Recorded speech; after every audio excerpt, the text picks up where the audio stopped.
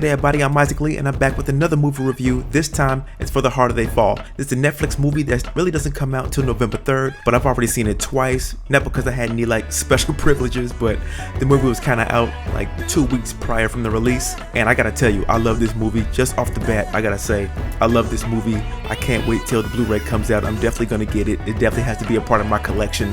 But just to get into the premise, it's basically a revenge plot. The protagonist of the story has his own revenge plot, but then at the same time you find out at the end that the antagonist also has his own revenge plot. It kind of begins, you want to say Batman style, the fact that it has to do with a kid seeing his parents killed right in front of him, and you later find out who that is. But it's all about two rival gangs. You got the Rufus Buck Gang, and then you also have the Nate Love Gang. The Nate Love Gang is starring, what's his name, Jonathan Majors. If you're not familiar with him, he also plays Kang in the MCU. He's gonna be playing that character. So he plays Nate Love.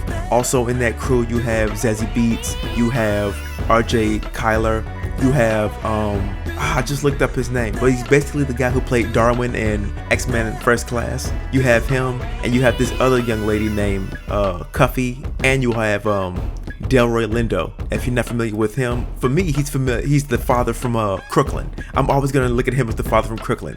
So that's the good guy team. And then you have Rufus, the Rufus Buck Gang. So Rufus Buck, that's played by Idris Elba. You got Lakeith Stanfield, Regina King. You got a few other characters that don't really stand out too much to me. Aside from that, you have Damon Wayans Jr. He's in it. You got Dion Cole. He's in it. But it's just funny to see how much of Django this movie really is.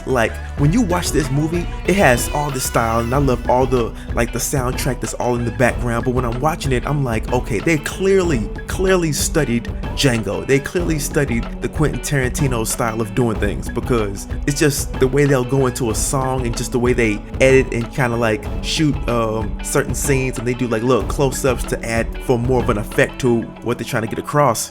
But if I really want to give a credit to anybody, the best fight scene, hands down, I gotta give it up for Regina King and Zazie Beetz. Their fight scene, it really goes back and forth, and I really love that. That's another reason why I saw it for a second time, because I just loved it so much.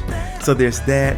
There's this whole little subplot where RJ Kyler's character, he wants to find out who's the fastest gun in the West, because he's this young gun, literally, who's always doing these tricks and always talk about how in the trailer you hear him say that he's lightning with the blam blams.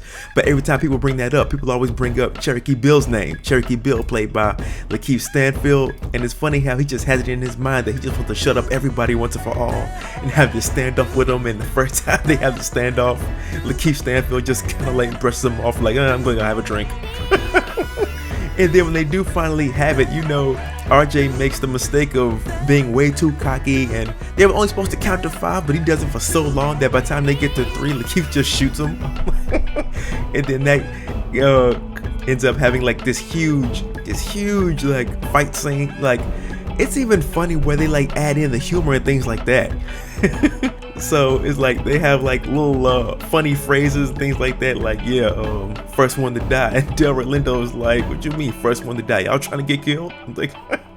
It's this another funny moment where Jonathan Majors is talking to Regina King, and at first he's all yeah, where's your boss? She's boss? And then he steps up, he's yeah, you don't look like you hard of hearing. But it's funny how her next line is, oh, well, you don't know me. I'm so are you admitting you hard of hearing? I'm what is... So it was just funny.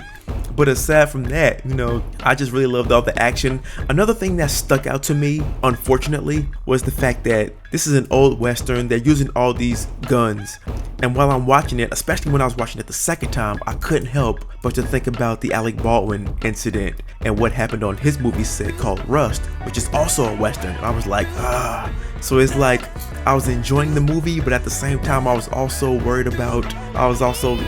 thinking about what was happening what had happened on that set.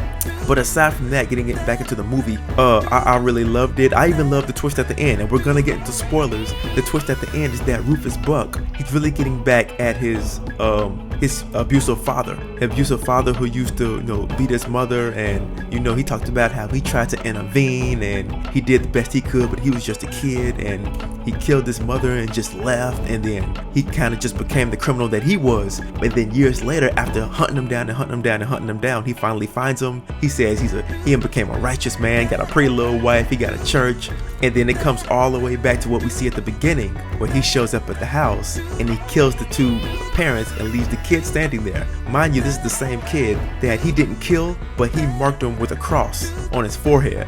So while our protagonist is looking for his revenge, our antagonist is also getting his revenge. It's funny. You have two people getting their revenge, except one person got theirs at the beginning, and then and then our main character, the protagonist, he gets his in the end. So. And then on top of that, here's what I really love. The fact that it leaves room for a sequel.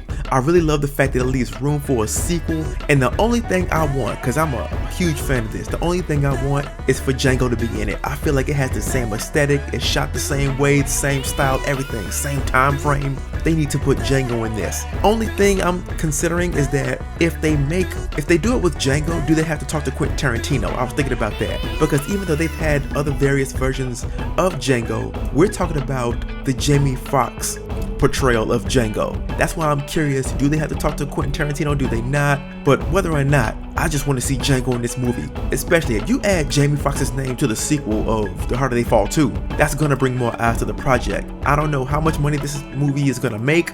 I'm thinking it's not gonna make that much, only because it's split between the theaters and Netflix. So I'm already thinking that it's not gonna make as much money as it should have, and the budget on this was like $90 million. I was like, ugh. So if they can at least get, I don't know, I'm thinking they're gonna maybe at 30. Hopefully I'm wrong. I'm looking around like 30, 35. Hopefully I'm wrong and they get more than that. But I'm thinking because it's split between theaters and Netflix, it's gonna be pretty low.